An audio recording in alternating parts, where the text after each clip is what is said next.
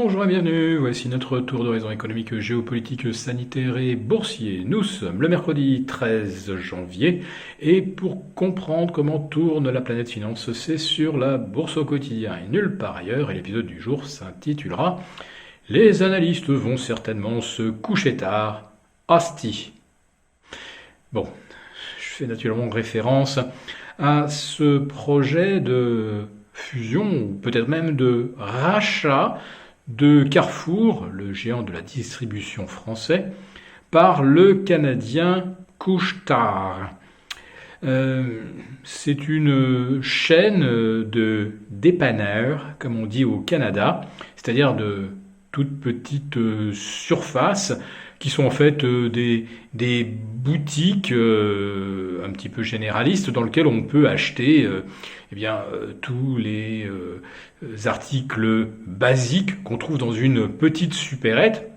Sauf que là, Couche-Tard, ce ne sont pas des dépanneurs de centre-ville, ce sont surtout des petites unités implantées dans les stations-service.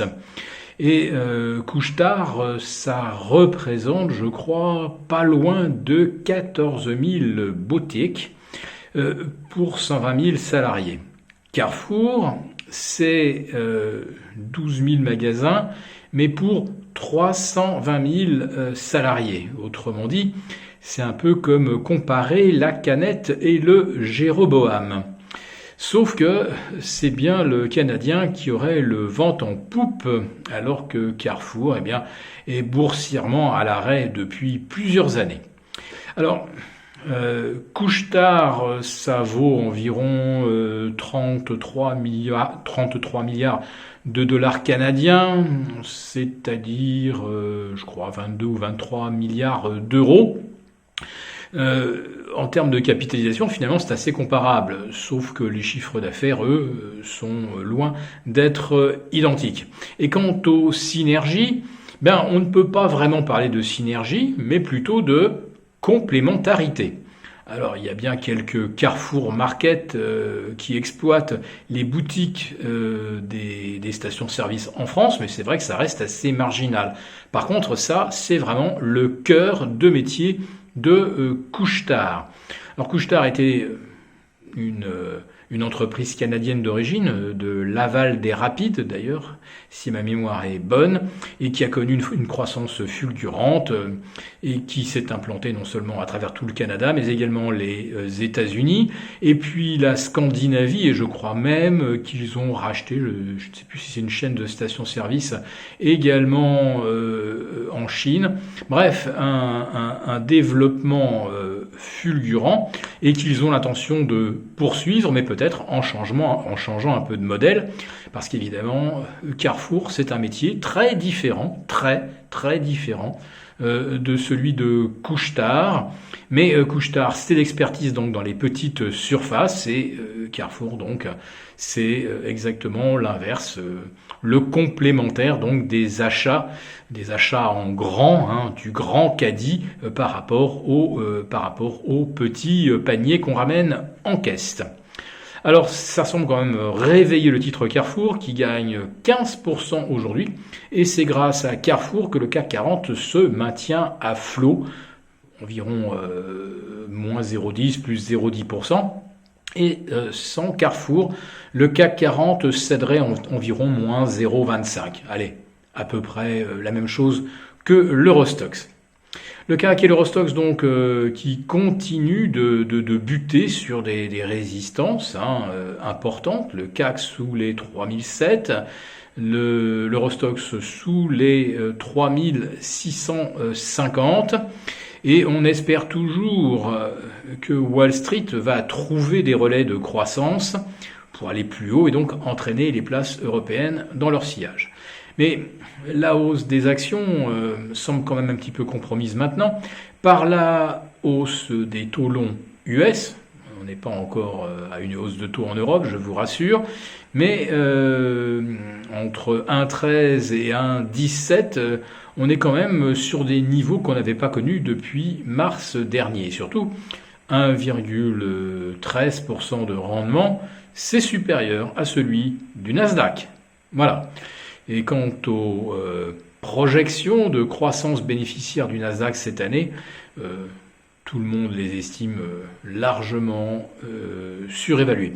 En ce qui concerne les valeurs françaises, on attend 20 ou 25% de profitabilité en plus, alors qu'on commence à comprendre qu'on va être reconfiné, probablement jusqu'à fin mars. Et puis à fin mars, qu'est-ce qu'on nous trouvera?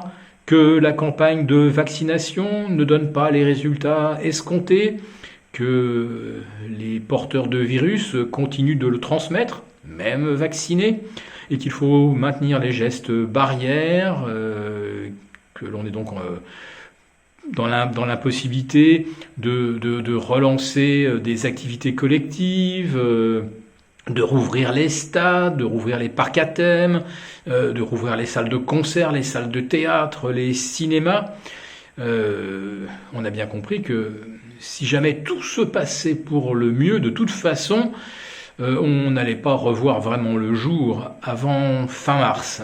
Et on avait, lors des dernières projections de fin 2020, tablé sur une réaccélération de la croissance au premier trimestre, dès le premier trimestre. Bon, on a déjà revu ça, et on se dit que ça sera après la fin du premier semestre. Et on continue de tout payer le même prix, parce que la croissance qu'on n'aura pas eue au premier trimestre, ni au second, eh bien, on l'aura finalement au troisième trimestre sous forme d'un rattrapage spectaculaire. Ouais, imaginons qu'il n'y ait pas de rattrapage spectaculaire, parce qu'il n'y aura pas de résultats spectaculaires sur le front de la pandémie. Et d'ailleurs, d'ores et déjà, l'OMS nous annonce que malgré la vaccination, l'immunité collective ne sera pas atteinte à fin 2021. Mais alors, on n'en sortira jamais. Alors heureusement, il y a la liquidité, la surliquidité, autrement dit, on peut annoncer n'importe quelle mauvaise nouvelle, revoir à la baisse les prévisions de croissance, changer de discours sur la pandémie et les vaccins. Tant qu'il y a de l'argent, faut bien en faire quelque chose. Hein. Alors on s'est un peu calmé sur le Bitcoin, voilà. Bitcoin qui est quand même remonté de 30 200 à 34 500. Mais qui dessine quand même l'ébauche d'une tête-épaule. Alors attention, si le Bitcoin devait retomber en dessous des 30 000, il y en a beaucoup à qui ça pourrait faire mal. Mais pour les indices boursiers, pour l'instant, eh bien, toujours pas d'amorce d'inquiétude particulière. C'est simplement qu'on est sur un plateau, un peu comme l'épidémie. Si cette vidéo vous a plu, n'hésitez pas à mettre un pouce. On vous retrouve demain pour notre live avec nos abonnés premium. Bonne journée.